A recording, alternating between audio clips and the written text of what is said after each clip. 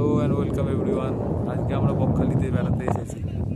Bakkhali C বিচের ধারে আমরা রয়েছি। বকখালি তো রাইটের পরে আমরা পৌঁছেছি। এখানে যেহেতু জোয়ার ওয়াটার সিস্টেম আছে, তো এখন এখানে যথারীতি জোয়ার নেই। আমি দেখেছিলাম নেটে যে জোয়ারের টাইমিংটা 12টা অবধি, 12টা থেকে জোয়ার থাকে আর কি। এখন এই মুহূর্তে সমুদ্র অনেক পিছিয়ে গেছে এবং এখানে কিন্তু বিচটা খুবই সুন্দর। বকখালি সি বিচ অনেক বছর বাদে আমি এসেছি, অনেক আগে এসেছিলাম, তখন অতটা আমার মনে নেই। কিন্তু এখানে সমুদ্রে স্নান করতে গেলে প্রচুর প্রচুর হেঁটে হেঁটে যেতে হয়।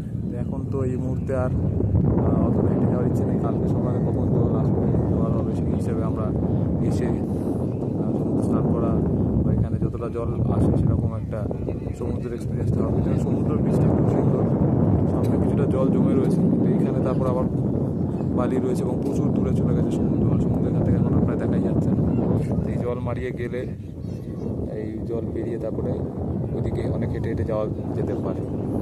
যেমন অনেকে যাচ্ছে অনেক দূরে দূরে, দেখা যাবে ভিডিওর মধ্যে। এদিকেও অনেকে যাচ্ছে হেঁটে হেঁটে, অনেকটা দূরে দূরে তারা সমুদ্র হেঁটে হেঁটে দেখতে যাওয়ার জন্য যাচ্ছে। বেশ কিছু লোকজন এখান দিয়েও যাচ্ছে।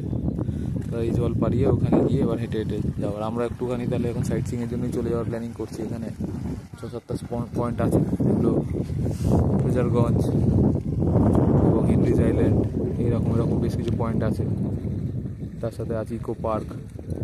এইসব পয়েন্টগুলো আছে। ওয়েদারটা খুব একটা খারাপ নয়, ওয়েদার একটু রোদ আছে কিন্তু হাওয়া চলছে, টেম্পারেচারটাও কম আছে। তো এরকম আরও ভিডিওস করে আজকে আমি বকখালি ট্যুরের ছোটো ছোটো ভিডিও আপলোড করব। তো ডেফিনেটলি যারা ভিডিওগুলো দেখবে লাইক করবে, শেয়ার করবে, ভিডিওগুলো সাবস্ক্রাইব করবে চ্যানেলটা। ওকে, থ্যাংক ইউ এভরিওয়ান। ভিডিওটা এখানে এন্ড করে দিচ্ছি। Bye bye.